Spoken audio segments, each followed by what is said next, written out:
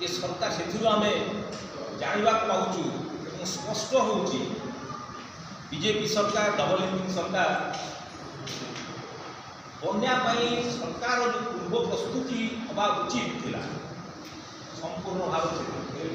कौन प्रकार पूर्व प्रस्तुति एवं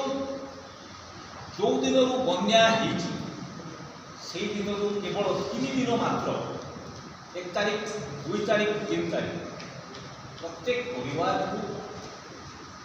100 ग्राम चूड़ा 20 ग्राम गुड़ 50 ग्राम गुड़ एवं गोटाए लिटर पानी एवं दिन को केवल गोटाए मध्याह्न भोजन रंधा खाद्य देते संपूर्ण भाव आज पर्यटन किसी कृषिभित्तिक प्रदेश कृषि निर्भर करूँ आम इष्टदेव हूँ स्वयं बलदेव जी धरी हलधर रूप धारण कर तेणु कृषि को जब आम नेग्लेक्ट करवा जोटा बर्तमान सरकार करुशार जो विकसित ओडिशा विषय चिंता कर संभव नुहे से केवल गोटे पंपा शब्द में परिणत आमर रेजिस्ट्रेशन को एत कम्प्लिकेटेड कराई गोटे कृषक से जाकि निजक रेजिस्ट्रेट करवा ये कष्ट बेले से भावुँ कहीं दरकार नहीं कौन केमी हम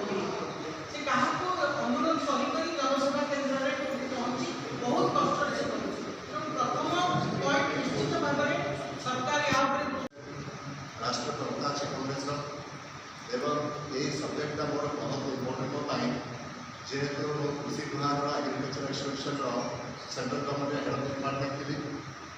एवं डायरेक्टर थी एग्रीकल्चर एक्सटेंशन हूँ जो रिसर्च आईसीआर रिसर्च काम करे रिसर्च को केमी फील्ड नहीं बस बहुत दायित्व था सार से सब्जेक्ट मो बहुत इम्पोर्टेंट आपको आम लार्जेस्ट पर्सपेक्टिव देखा लार्जेस्ट कैनभास नेशनल पर्सपेक्टिव जो दिन बीजेपी सरकार आसी चाष गुरुत्व धीरे धीरे ह्रास हो आमर बजेट अच्छे बजेट 53 लक्ष कोटी टंका 53 लक्ष कोटी से मात्र 1.3 लाख करोड़ रुपीज आवंटन कर कृषि हूँ 2.7%। कितु अंपटे देखिए जे आमर जो जीडीपी जो कंट्रीब्यूशन अच्छे सारा भारत वर्ष कृषि जिते ट्रैक्टर हो कि जिते इम्प्लीमेंट्स फार्म इम्प्लीमेंट्स सब्सिडी धीरे धीरे कमी आसे सबुठ बड़ा कथा है डीजेल रेटा बढ़ी जहाँकि चाषी निर्भर कर आप इलेक्ट्रिसिटी बिल बढ़ी से चाषी हतसंत होशा परिप्रेक्षी में आहरी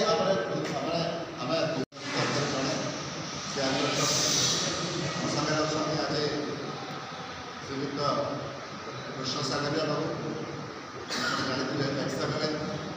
आगुरी से एससीसी चेयरमैन भी थे आदिवासी मणि एरिया को से रिप्रेजेंट करती आप जानते से गोटे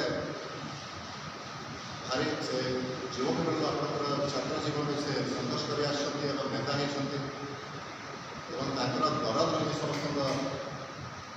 दलित मान आदिवासी मान आप जानते कुंडली केसटा होता से प्रतिवाद करते आंदोलन करते सरकार शुणिले ना से एमएलए पोस्ट जाते से गोटे